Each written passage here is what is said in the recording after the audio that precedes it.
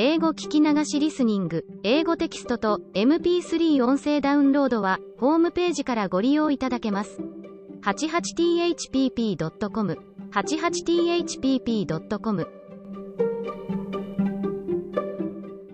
20. News from distant friends. May had come. Warm sunshine was bathing the whole Alp in glorious light, and having melted the last snow, had brought the first spring flowers to the surface. A merry spring wind was blowing, drying up the damp places in the shadow. High above in the azure heaven the eagle floated peacefully. Heidi and her grandfather were back on the Alp. The child was so happy to be home again that she jumped about among the beloved objects. Here she discovered a new spring bud, and there she watched the gay little gnats and beetles that were swarming in the sun.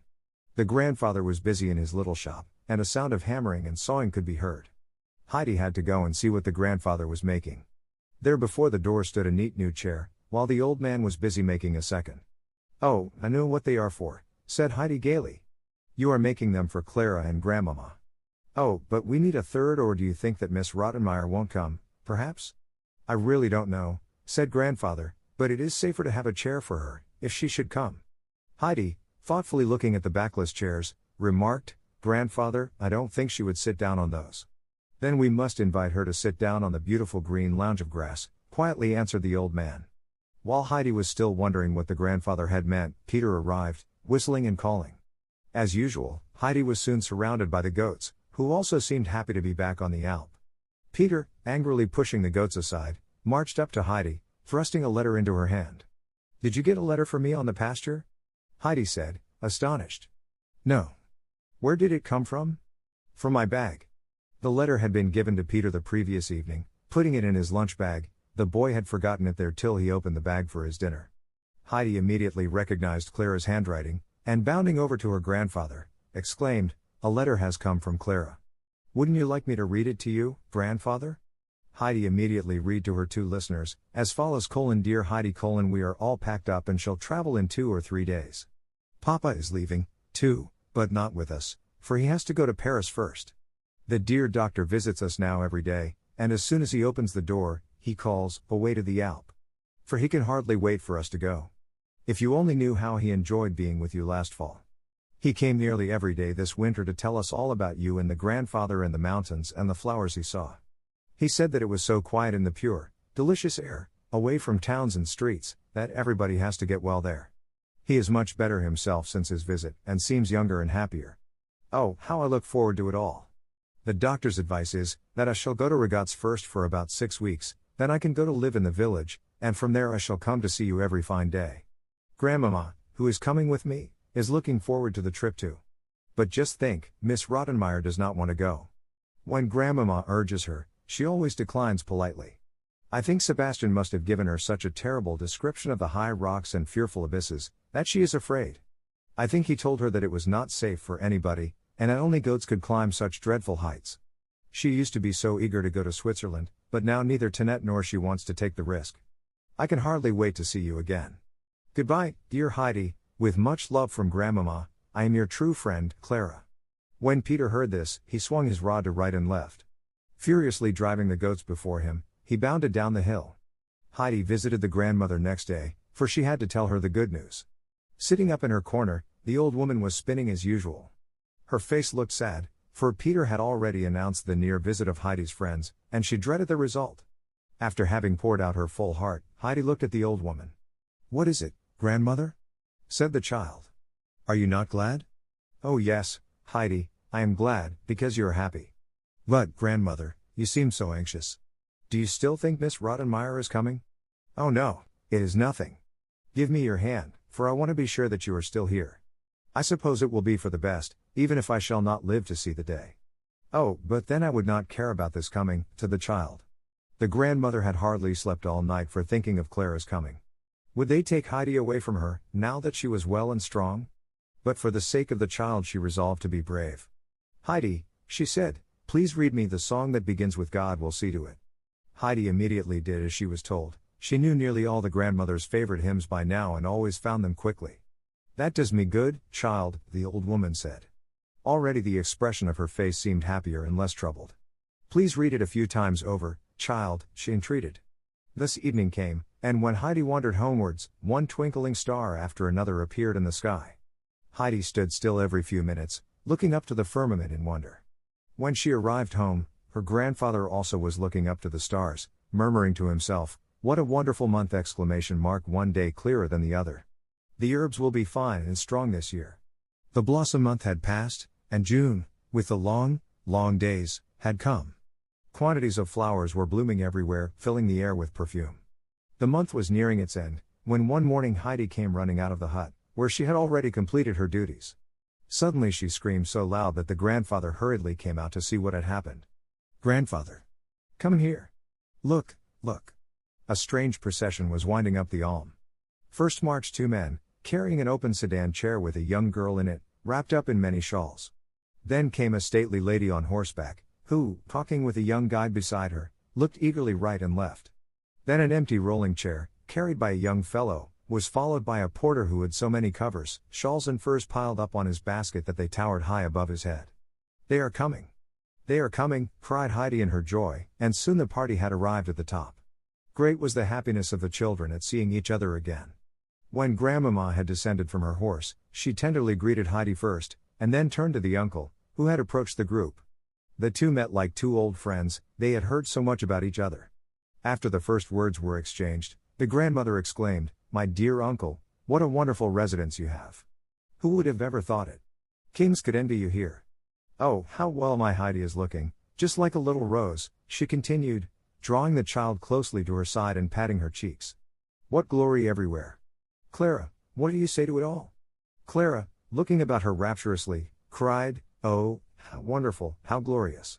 I have never dreamt it could be as beautiful as that. Oh Grandmama, I wish I could stay here." The uncle had busied himself in the meantime with getting Clara's rolling chair for her. Then, going up to the girl, he gently lifted her into her seat. Putting some covers over her knees, he tucked her feet in warmly. It seemed as if the grandfather had done nothing else all his life than nurse lame people. "My dear uncle," said the grandmama, surprised, "please tell me where you learned that, for I shall send all the nurses I know here immediately." The uncle smiled faintly, while he replied, "It comes more from care than study." His face became sad. Before his eyes had risen bygone times. For that was the way he used to care for his poor wounded captain, whom he had found in Sicily after a violent battle. He alone had been allowed to nurse him till his death, and now he would take just as good care of poor, lame Clara. When Clara had looked a long time at the cloudless sky above and all the rocky crags, she said longingly, "I wish I could walk round the hut to the fir trees. If I only could see all the things you told me so much about." Heidi pushed with all her might, and behold! The chair rolled easily over the dry grass. When they had come into the little grove, Clara could not see her fill of those splendid trees that must have stood there so many, many years. Although the people had changed and vanished, they had remained the same, ever looking down into the valley. When they passed the empty goat shed, Clara said pitifully, "Oh Grandmama, if I could only wait up here for Schwanley and Barley. I am afraid I shan't see Peter and his goats, if we have to go away so soon again." "Dear child, enjoy now what you can," said the grandmama, who had followed. "Oh, what wonderful flowers!" exclaimed Clara again, "whole bushes of exquisite, red blossoms. Oh, if I could only pick some of those bluebells." Heidi, immediately gathering a large bunch, put them in Clara's lap. "Clara, this is really nothing in comparison with the many flowers in the pasture. You must come up once and see them. There are so many that the ground seems golden with them. If you ever sit down among them, you will feel as if you could never get up any more, it is so beautiful." "Oh Grandmama, do you think I can ever go up there?" Clara asked with a wild longing in her eyes. "If I could only walk with you, Heidi, and climb round everywhere." "I'll push you," Heidi said for comfort. To show how easy it was, she pushed the chair at such a rate that it would have tumbled down the mountain, if the grandfather had not stopped it at the last moment. It was time for dinner now. The table was spread near the bench, and soon everybody sat down. The grandmother was so overcome by the view and the delicious wind that fanned her cheek that she remarked, "What a wondrous place this is. I have never seen its like. But what do I see?" She continued. "I think you are actually eating your second piece of cheese, Clara?" "Oh Grandmama, it tastes better than all the things we get in regattes," replied the child, eagerly eating the savory dish. "Don't stop, our mountain wind helps along where the cooking is faulty," contentedly said the old man. During the meal the uncle and the grandmama had soon got into a lively conversation. They seemed to agree on many things, and understood each other like old friends. A little later the grandmama looked over to the west.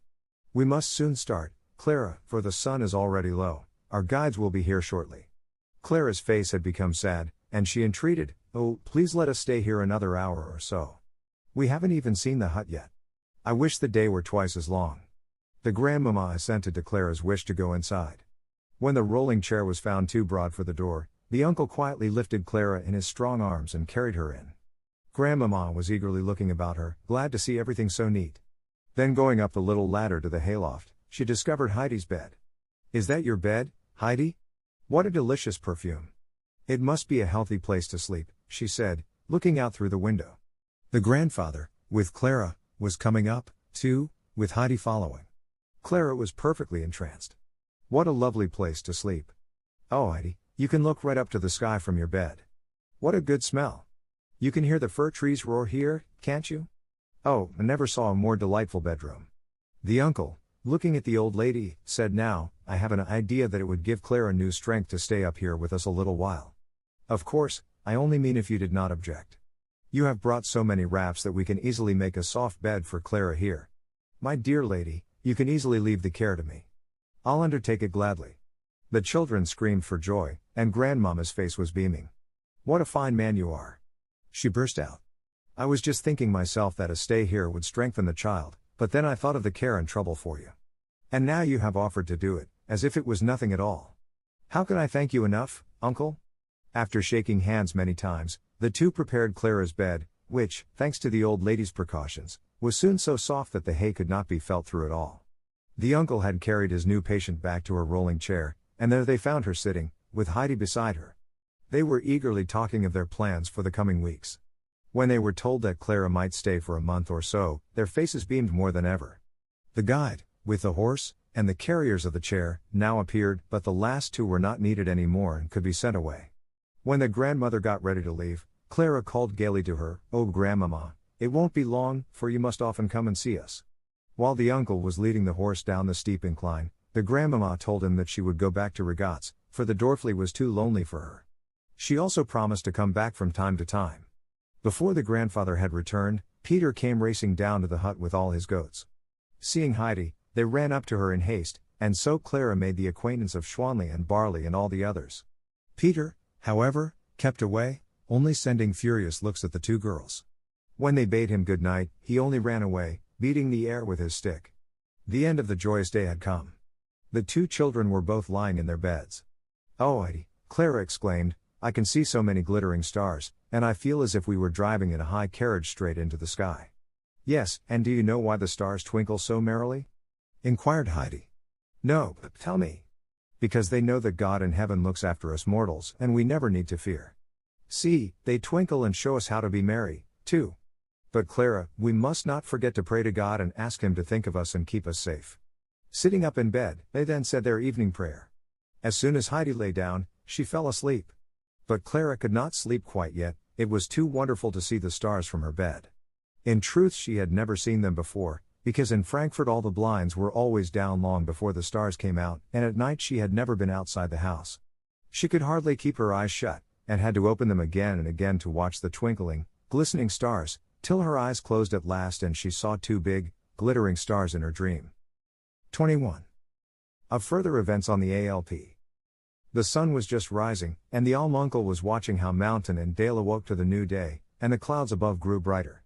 Next, the old man turned to go back into the hut, and softly climbed the ladder. Clara, having just a moment ago opened her eyes, looked about her in amazement. Bright sunbeams danced on her bed. Where was she? But soon she discovered her sleeping friend, and heard the grandfather's cheery voice, "How did you sleep? Not tired?"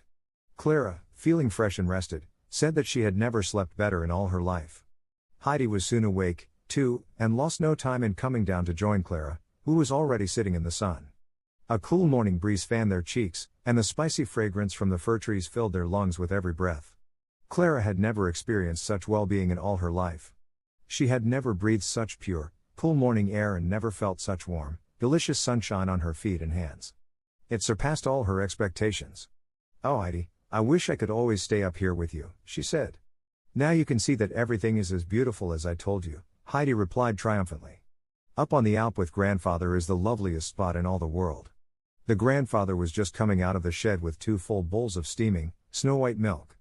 Handing one to each of the children, he said to Clara, "This will do you good, little girl. It comes from Schwanli and will give you strength. To your health. Just drink it," he said encouragingly, for Clara had hesitated a little. But when she saw that Heidi's bowl was nearly empty already, she also drank without even stopping. Oh, how good it was! It tasted like cinnamon and sugar. "We'll take 2 tomorrow," said the grandfather. After their breakfast, Peter arrived. While the goats were rushing up to Heidi, bleating loudly, the grandfather took the boy aside. "Just listen, and do what I tell you," he said. "From now on you must let Schwanli go wherever she likes. She knows where to get the richest herbs, and you must follow her, even if she should go higher up than usual. It won't do you any harm to climb a little more, and will do all the others good. I want the goats to give me splendid milk, remember. What are you looking at so furiously?" Peter was silent, and without more ado started off, still angrily looking back now and then.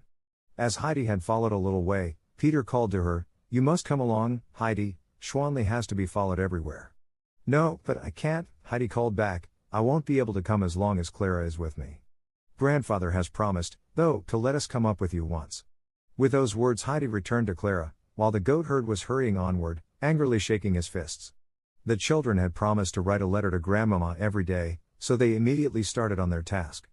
Heidi brought out her own little 3-legged stool, her school books and her papers, and with these on Clara's lap they began to write. Clara stopped after nearly every sentence, for she had to look around. Oh, how peaceful it was with the little gnats dancing in the sun and the rustling of the trees. From time to time they could hear the shouting of a shepherd re-echoed from many rocks. The morning had passed, they knew not how, and dinner was ready. They again ate outside, for Clara had to be in the open air all day, if possible. The afternoon was spent in the cool shadow of the fir trees. Clara had many things to relate of Frankfurt and all the people that Heidi knew. It was not long before Peter arrived with his flock, but without even answering the girl's friendly greeting, he disappeared with a grim scowl. While Schwanli was being milked in the shed, Clara said, "Oh, Heidi, I feel as if I could not wait for my milk. Isn't it funny? All my life I have only eaten because I had to. Everything always tasted to me like cod liver oil, and I have often wished that I should never have to eat. And now I am so hungry." "Oh yes, I know," Heidi replied. She had to think of the days in Frankfurt when her food seemed to stick in her throat. When at last the full bowls were brought by the old man, Clara, seizing hers, eagerly drank the contents in one draught and even finished before Heidi. "Please, may I have a little more?" she asked, holding out the bowl. Nodding, much pleased, the grandfather soon refilled it. This time he also brought with him a slice of bread and butter for the children. He had gone to Mainz's that afternoon to get the butter, and his trouble was well rewarded. They enjoyed it as if it had been the rarest dish. This evening Clara fell asleep the moment she lay down. 2 or 3 days passed in this pleasant way. The next brought a surprise. 2 strong porters came up the Alp, each carrying on his back a fresh, white bed. They also brought a letter from Grandmama, in which she thanked the children for their faithful writing, and told them that the beds were meant for them. When they went to sleep that night, they found their new beds in exactly the same position as their former ones had been. Clara's rapture in her new life grew greater every day, and she could not write enough of the grandfather's kindly care and of Heidi's entertaining stories. She told her grandmama that her first thought in the morning always was, "Thank God, I am still in the Alm hut." Grandmama was highly pleased at those reports, and put her projected visit off a little while, for she had found the ride pretty tiring. The grandfather took excellent care of his little patient, and no day passed on which he did not climb around to find the most savory herbs for Schwanli. The little goat thrived so that everybody could see it in the way her eyes were flashing. It was the 3rd week of Clara's stay. Every morning after the grandfather had carried her down, he said to her, "Would my Clara try to stand a little?" Clara always sighed, "Oh, it hurts me so." But though she would cling to him, he made her stand a little longer every day. This summer was the finest that had been for years. Day after day the sun shone on a cloudless sky, and at night it would pour its purple, rosy light down on the rocks and snowfields till everything seemed to glow like fire. Heidi had told Clara over and over again of all the flowers on the pasture, of the masses of golden roses and the blue flowers that covered the ground. She had just been telling it again, when a longing seized her, and jumping up she ran over to her grandfather, who was busy carving in the shop. "Oh, grandfather," she cried from afar, "won't you come with us to the pasture tomorrow? Oh, it's so beautiful up there now." "All right, I will," he replied, "but tell Clara that she must do something to please me. She must try to stand longer this evening for me." Heidi merrily came running with her message. Of course, Clara promised, for was it not her greatest wish to go up with Heidi to the pasture? When Peter returned this evening, he heard of the plan for the morrow. But for answer Peter only growled, nearly hitting poor Thistlefinch in his anger. The children had just resolved to stay awake all night to talk about the coming day, when their conversation suddenly ceased and they were both peacefully slumbering. In her dreams Clara saw before her a field that was thickly strewn with light blue flowers, while Heidi heard the eagle scream to her from above, "Come, come, come." 22.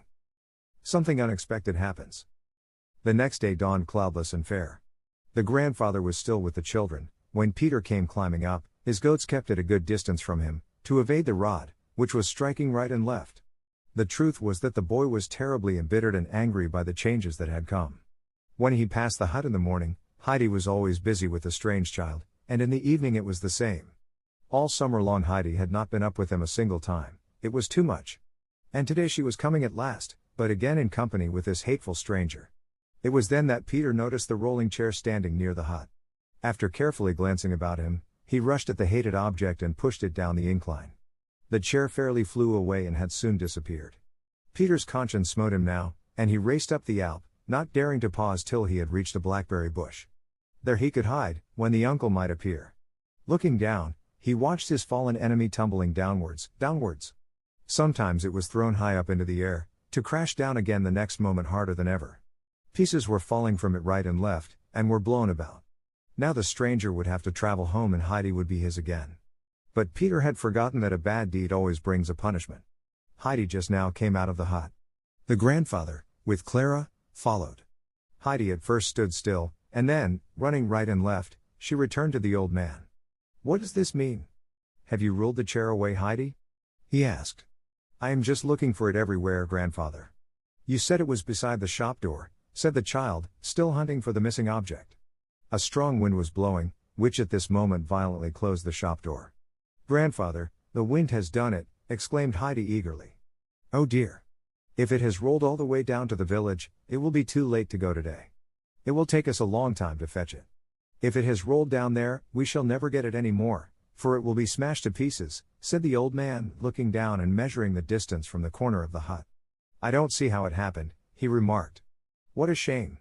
Now I'll never be able to go up to the pasture," lamented Clara. "I am afraid I'll have to go home now. What a pity, what a pity! You can find a way for her to stay, grandfather, can't you? We'll go up to the pasture today, as we have planned. Then we shall see what further happens." The children were delighted, and the grandfather lost no time in getting ready. First he fetched a pile of covers, and seating Clara on a sunny spot on the dry ground, he got their breakfast. "I wonder why Peter is so late today," he said, leading his goats out of the shed. Then, lifting Clara up on one strong arm, he carried the covers on the other. "Now, march," he cried. "The goats come with us." That suited Heidi, and with one arm round Schwanli and the other round Barley, she wandered up. Her little companions were so pleased at having her with them again that they nearly crushed her with affection.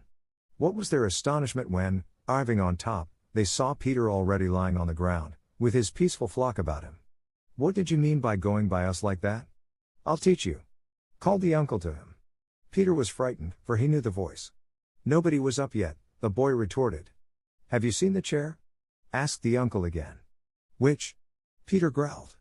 The uncle said no more. Unfolding the covers, he put Clara down on the dry grass. Then, when he had been assured of Clara's comfort, he got ready to go home. The three were to stay there till his return in the evening. When dinner time had come, Heidi was to prepare the meal and see that Clara got Schwanli's milk. The sky was a deep blue and the snow on the peaks was glistening. The eagle was floating above the rocky crags. The children felt wonderfully happy. Now and then one of the goats would come and lie down near them. Tender little Snowhopper came oftener than any and would rub her head against their shoulders. They had been sitting quietly for a few hours, drinking in the beauty about them, when Heidi suddenly began to long for the spot where so many flowers grew. In the evening it would be too late to see them, for they always shut their little eyes by then. "Oh, Clara," she said hesitatingly, "would you be angry if I went away from you a minute and left you alone? I want to see the flowers." But wait! Jumping away, she brought Clara some bunches of fragrant herbs and put them in her lap. Soon after she returned with little Snowhopper. "So, now you don't need to be alone," said Heidi. When Clara had assured her that it would give her pleasure to be left alone with the goats, Heidi started on her walk. Clara slowly handed one leaf after another to the little creature, It became more and more confiding, and cuddling close to the child, ate the herbs out of her hand. It was easy to see how happy it was to be away from the boisterous big goats, which often annoyed it. Clara felt a sensation of contentment such as she had never before experienced. She loved to sit there on the mountainside with the confiding little goat by her. A great desire rose in her heart that hour. She longed to be her own master and be able to help others instead of being helped by them. Many other thoughts and ideas rushed through her mind. How would it be to live up here in continual sunshine? The world seemed so joyous and wonderful all of a sudden. Premonitions of future undreamt of happiness made her heart beat. Suddenly she threw both arms about the little goat and said, "Oh, little snowhopper, how beautiful it is up here. If I could always stay with you." Heidi in the meantime had reached the spot, where, as she had expected, the whole ground was covered with yellow rock roses. Near together in patches the bluebells were nodding gently in the breeze. But all the perfume that filled the air came from the modest little brown flowers that hid their heads between the golden flower cups. Heidi stood enraptured, drawing in the perfumed air. Suddenly she turned and ran back to Clara, shouting to her from far, "Oh, you must come, Clara, it is so lovely there. In the evening it won't be so fine anymore. Don't you think I could carry you?" "But Heidi," Clara said, "of course you can't, you are much smaller than I am." "Oh, I wish I could walk." Heidi meditated a little. Peter was still lying on the ground. He had been staring down for hours, unable to believe what he saw before him. He had destroyed the chair to get rid of the stranger, and there she was again, sitting right beside his playmate. Heidi now called to him to come down, but as reply he only grumbled, "Shan't come." "But you must, come quickly, for I want you to help me." "Quickly," urged the child. "Don't want to," sounded the reply. Heidi hurried up the mountain now and shouted angrily to the boy, "Peter, if you don't come this minute, I shall do something that you won't like." Those words scared Peter, for his conscience was not clear.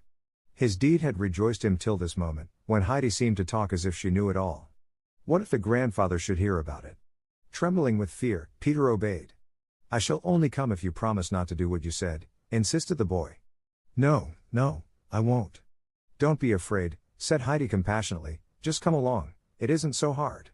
Peter, on approaching Clara, was told to help raise the lame child from the ground on one side, while Heidi helped on the other. This went easily enough, but difficulties soon followed. Clara was not able to stand alone, and how could they get any further? "You must take me round the neck," said Heidi, who had seen what poor guides they made. The boy, who had never offered his arm to anybody in his life, had to be shown how first, before further efforts could be made. But it was too hard. Clara tried to set her feet forward, but got discouraged. "Press your feet on the ground more and I am sure it will hurt you less," suggested Heidi. "Do you think so?" said Clara, timidly. But, obeying, she ventured a firmer step and soon another, uttering a little cry as she went. "Oh, it really has hurt me less," she said joyfully. "Try it again," Heidi urged her. Clara did, and took another step, and then another and another still. Suddenly she cried aloud, "Oh, Heidi, I can do it. Oh, I really can. Just look. I can take steps, one after another." Heidi rapturously exclaimed, "Oh, Clara, can you really? Can you walk?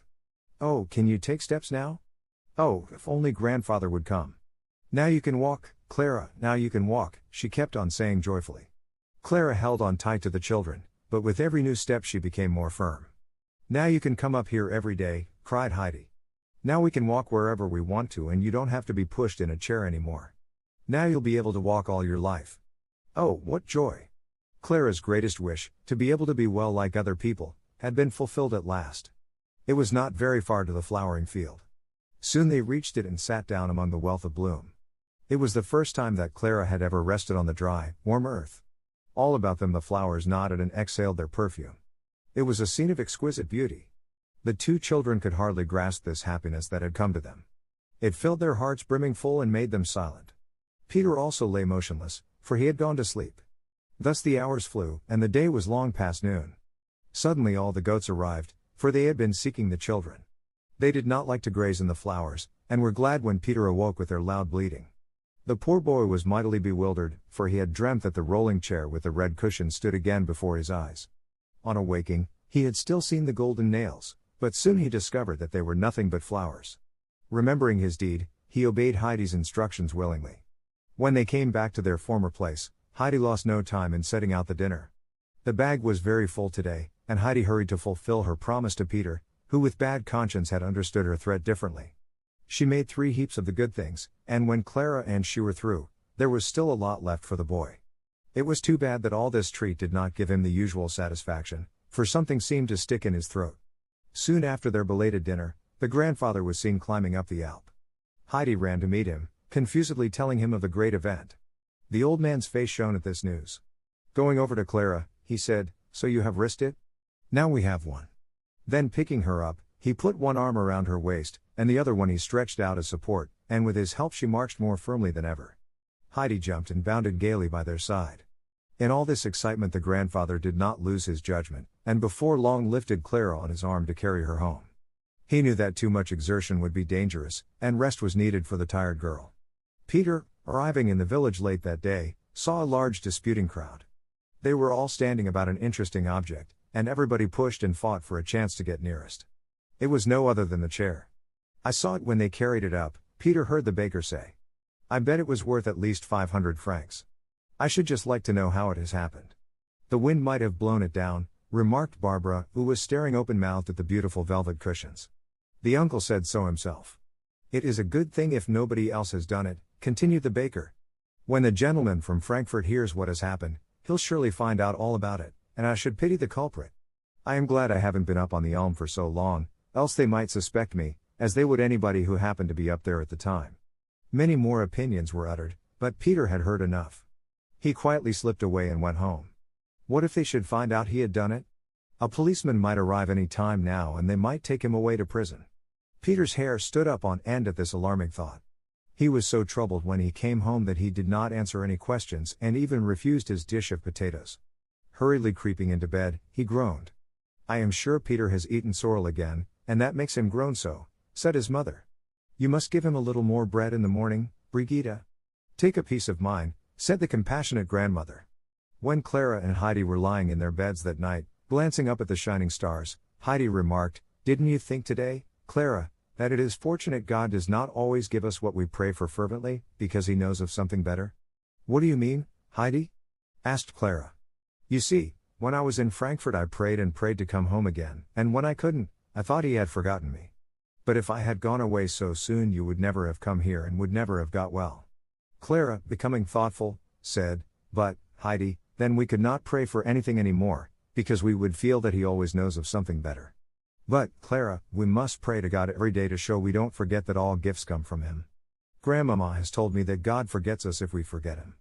But if some wish remains unfulfilled we must show our confidence in him, for he knows best." "How did you ever think of that?" asked Clara. "Grandmama told me, but I know that it is so. We must thank God today that he has made you able to walk, Clara. I am glad that you have reminded me, Heidi, for I have nearly forgotten it in my excitement." The children both prayed and sent their thanks up to heaven for the restoration of the invalid. Next morning a letter was written to Grandmama, inviting her to come up to the Alp within a week's time, for the children had planned to take her by surprise. Clara hoped then to be able to walk alone, with Heidi for her guide. The following days were happier still for Clara. Every morning she awoke with her heart singing over and over again, "Now I am well. Now I can walk like other people." She progressed, and took longer walks every day. Her appetite grew amazingly, and the grandfather had to make larger slices of the bread and butter that, to his delight, disappeared so rapidly. He had to fill bowl after bowl of the foaming milk for the hungry children. In that way they reached the end of the week that was to bring the grandmama. 23. Parting to meet again. A day before her visit the grandmama had sent a letter to announce her coming. Peter brought it up with him next morning. The grandfather was already before the hut with the children and his merry goats. His face looked proud, as he contemplated the rosy faces of the girls and the shining hair of his 2 goats. Peter, approaching, neared the uncle slowly. As soon as he had delivered the letter, he sprang back shyly, looking about him as if he was afraid. Then with a leap he started off. "I should like to know why Peter behaves like the big Turk when he is afraid of the rod," said Heidi, watching his strange behavior. "Maybe Peter fears a rod that he deserves," said the old man. All the way Peter was tormented with fear. He could not help thinking of the policeman who was coming from Frankfurt to fetch him to prison. It was a busy morning for Heidi, who put the hut in order for the expected visitor. The time went by quickly and soon everything was ready to welcome the good grandmama. The grandfather also returned from a walk, on which he had gathered a glorious bunch of deep blue gentians. The children, who were sitting on the bench, exclaimed for joy when they saw the glowing flowers. Heidi, Getting up from time to spy down the path, suddenly discovered Grandmama, sitting on a white horse and accompanied by 2 men. One of them carried plenty of wraps, for without those the lady did not dare to pay such a visit. The party came nearer and nearer, and soon reached the top. "What do I see? Clara, what is this? Why are you not sitting in your chair? How is this possible?"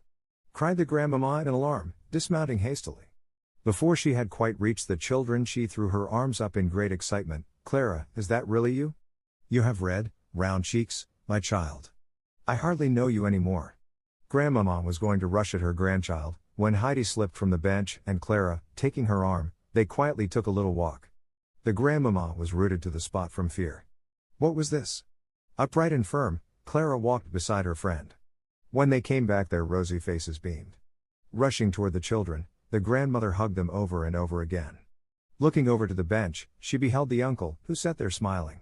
Taking Clara's arm in hers, she walked over to him, continually venting her delight. When she reached the old man, she took both his hands in hers and said, "My dear, dear uncle. What have we to thank you for? This is your work, your care and nursing." "But our Lord's sunshine and mountain air," interrupted the uncle, smiling. Then Clara called, "Yes, and also Schwanley's good, delicious milk. Grandmamma, you ought to see how much goat milk I can drink now. Oh, it is so good." "Indeed, I can see that from your cheeks," said the grandmamma, smiling. "No, I hardly recognize you any more. You have become broad and round. I never dreamt that you could get so stout and tall. Oh, Clara, is it really true? I cannot look at you enough. But now I must telegraph your father to come. I shan't tell him anything about you, for it will be the greatest joy of all his life. My dear uncle, how are we going to manage it? Have you sent the men away?" "I have, but I can easily send the goatherd." So they decided that Peter should take the message. The uncle immediately whistled so loud that it resounded from all sides. Soon Peter arrived, white with fear, for he thought his doom had come. But he only received a paper that was to be carried to the post office of the village. Relieved for the moment, Peter set out. Now all the happy friends sat down round the table, and Grandmamma was told how the miracle had happened. Often the talk was interrupted by exclamations of surprise from Grandmamma, who still believed it was all a dream. How could this be her pale, weak little Clara? The children were in a constant state of joy, to see how their surprise had worked. Meanwhile Mr. Seesman, having finished his business in Paris, was also preparing a surprise. Without writing his mother, he traveled to Regatz on a sunny summer morning. He had arrived on this very day, some hours after his mother's departure, and now, taking a carriage, he drove to Mayenfeld.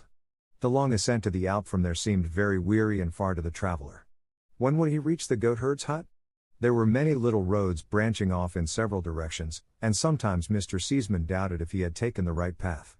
But not a soul was near, and no sound could be heard except the rustling of the wind and the hum of little insects. A merry little bird was singing on a large tree, but nothing more.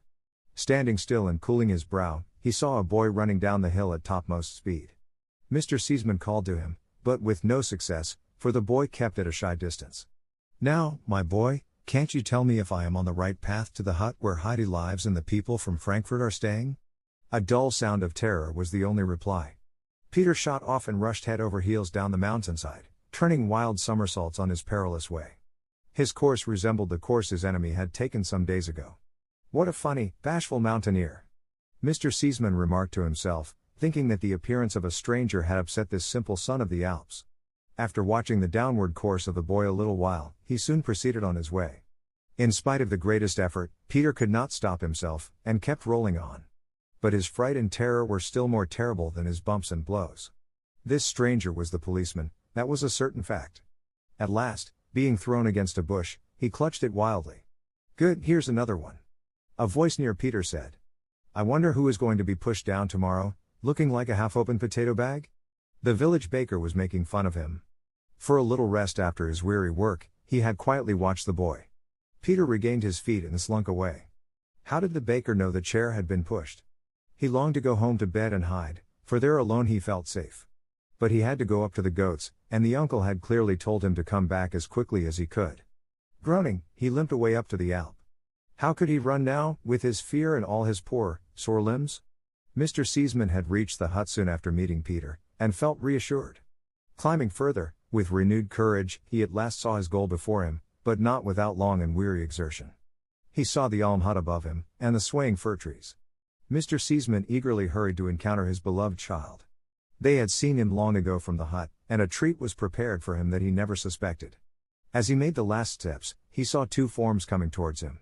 A tall girl, with light hair and rosy face, was leaning on Heidi, whose dark eyes sparkled with keen delight. Mr. Seaman stopped short, staring at this vision. Suddenly big tears rushed from his eyes, for this shape before him recalled sweet memories. Clara's mother had looked exactly like this fair maiden. Mr. Seaman at this moment did not know if he was awake or dreaming. "Papa, don't you know me anymore?" Clara called with beaming eyes. "Have I changed so much?" Mr. Seaman rushed up to her, folding her in his arms. "Yes, you have changed. How is it possible? Is it really true? Is it really you, Clara?" asked the overjoyed father, embracing her again and then gazing at her, as she stood tall and firm by his side. His mother joined them now, for she wanted to see the happiness of her son. "What do you say to this, my son? Isn't our surprise finer than yours?" she greeted him. "But come over to our benefactor now, I mean the uncle." "Yes, indeed, I also must greet our little Heidi," said the gentleman, shaking Heidi's hand. "Well, always fresh and happy on the mountain? I guess I don't need to ask, for no alpine rose can look more blooming. Ah, child, what joy this is to me." With beaming eyes the child looked at the kind gentleman who had always been so good to her. Her heart throbbed in sympathy with his joy. While the two men, who had at last approached each other, were conversing, Grandmama walked over to the grove. There, under the fir trees, another surprise awaited her. A beautiful bunch of wondrously blue gentians stood as if they had grown there. "How exquisite, how wonderful! What a sight!" she exclaimed, clapping her hands.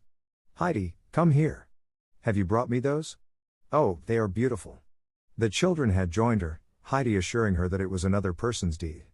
"Oh, Grandmama, up on the pasture it looks just like that," Clara remarked. "Just guess who brought you the flowers?" At that moment a rustle was heard, and they saw Peter, who was trying to sneak up behind the trees to avoid the hut. Immediately the old lady called to him, for she thought that Peter himself had picked the flowers for her. He must be creeping away out of sheer modesty, the kind lady thought. To give him his reward, she called, "Come here, my boy. Don't be afraid." Petrified with fear, Peter stood still. What had gone before had robbed him of his courage. He thought now that all was over with him. With his hair standing up on end and his pale face distorted by anguish, he approached. "Come straight to me, boy," the old lady encouraged him. "Now tell me, boy, if you have done that." In his anxiety, Peter did not see the grandmama's finger that pointed to the flowers.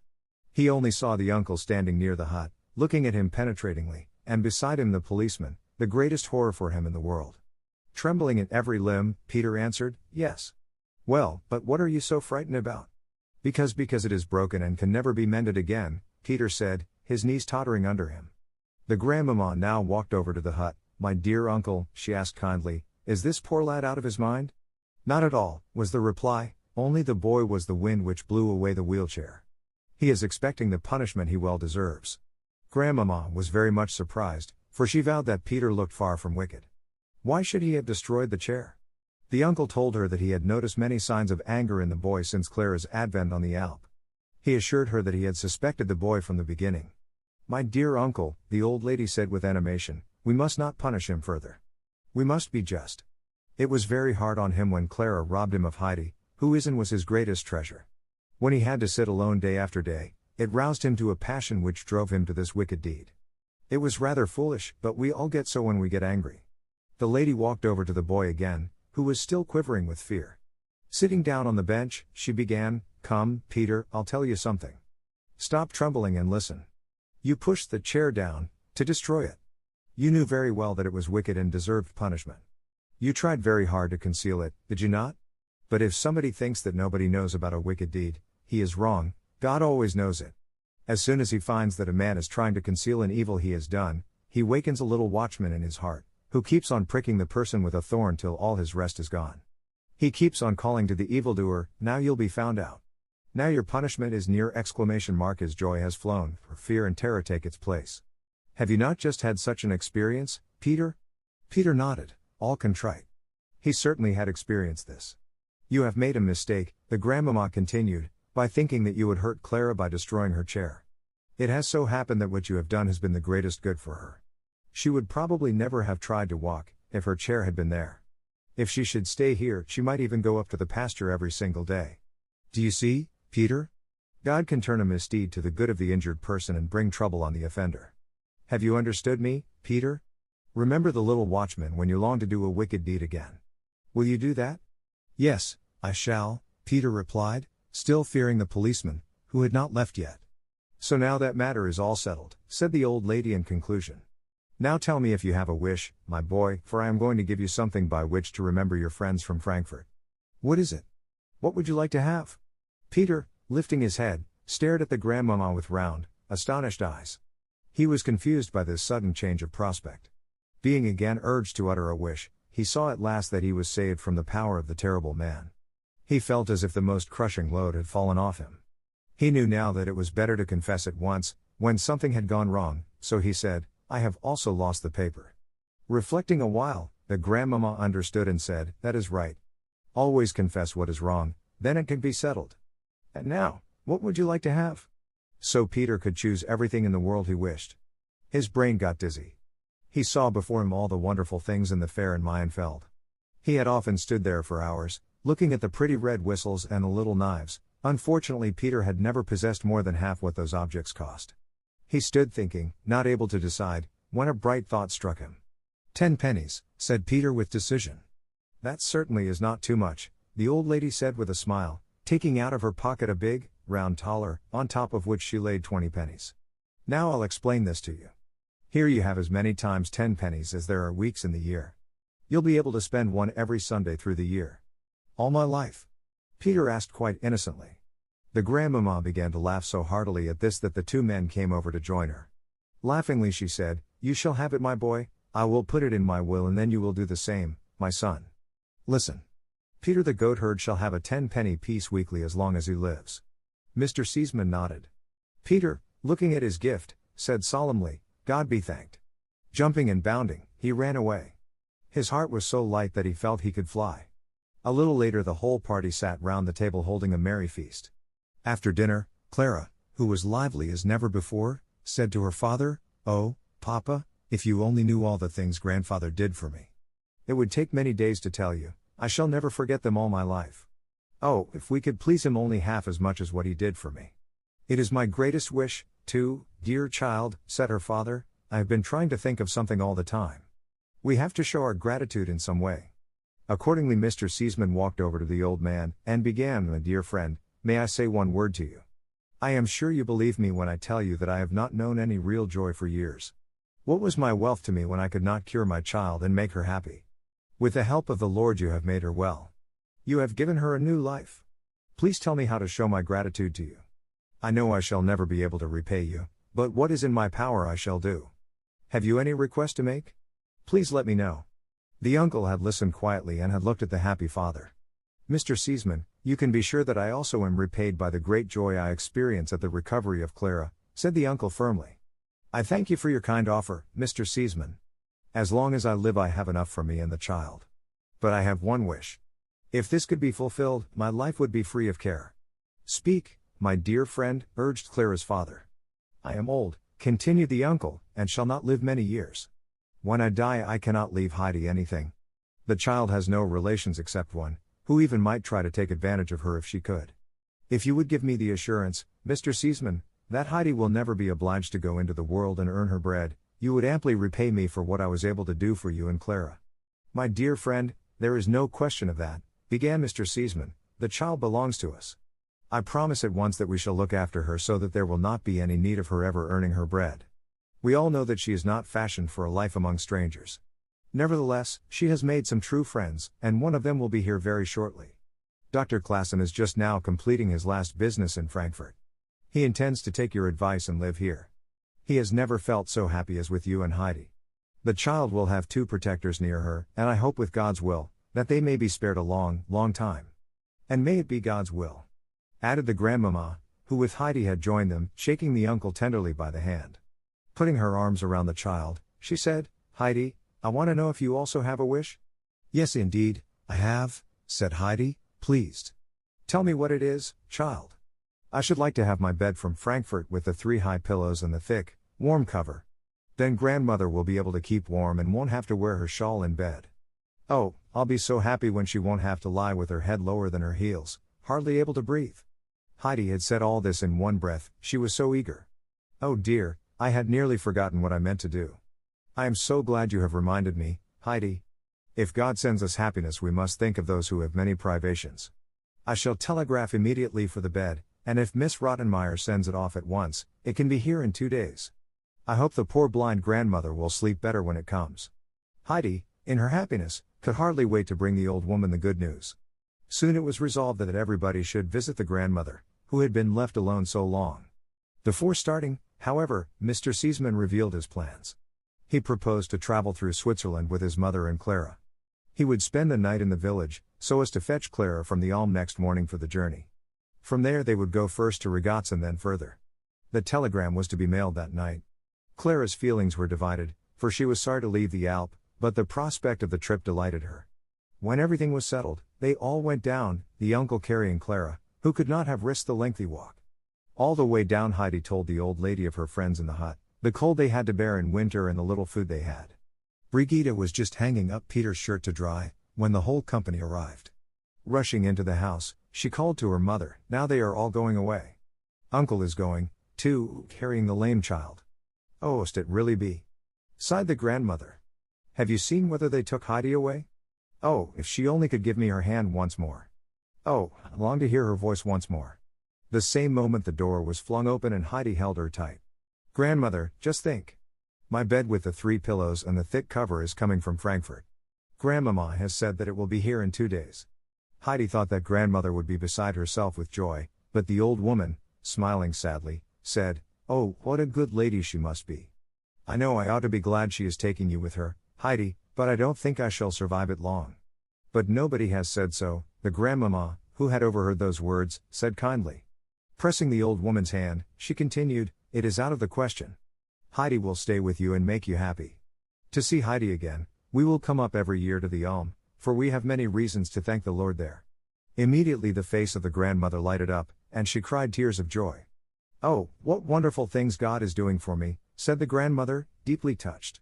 "How good people are to trouble themselves about such a poor old woman as I. Nothing in this world strengthens the belief in a good Father in heaven more than this mercy and kindness shown to a poor, useless little woman like me."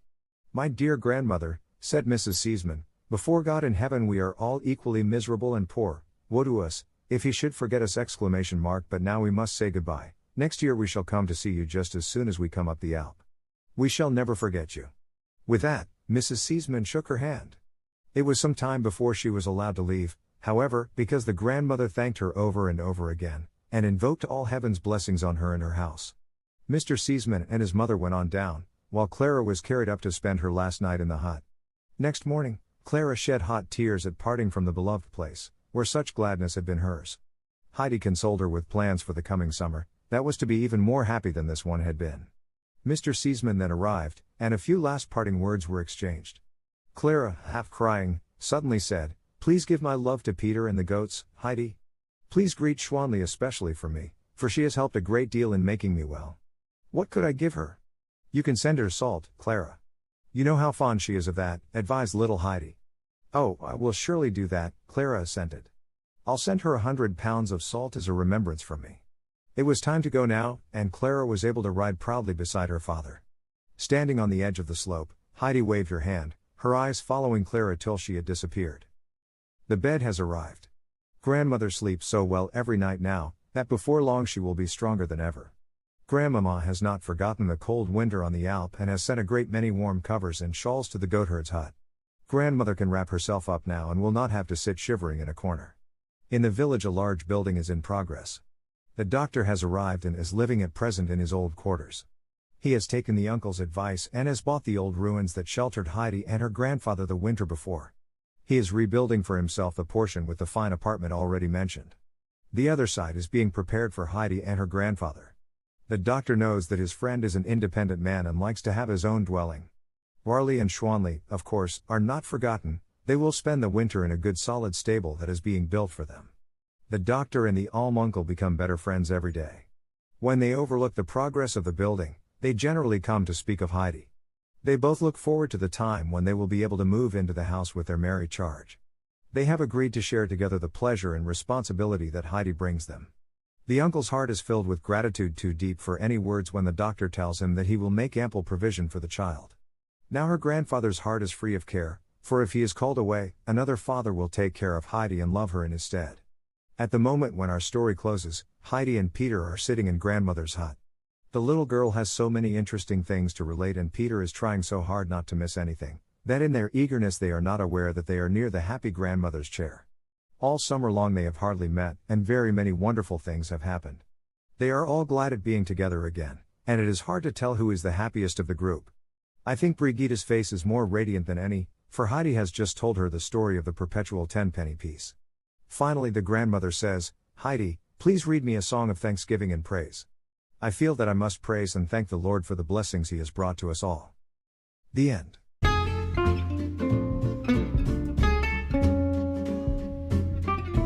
英語聞き流しリスニング、英語テキストと MP3 ダウンロード、その他の物語はホームページからお聞きいただけます。88thpp.com 88thpp.com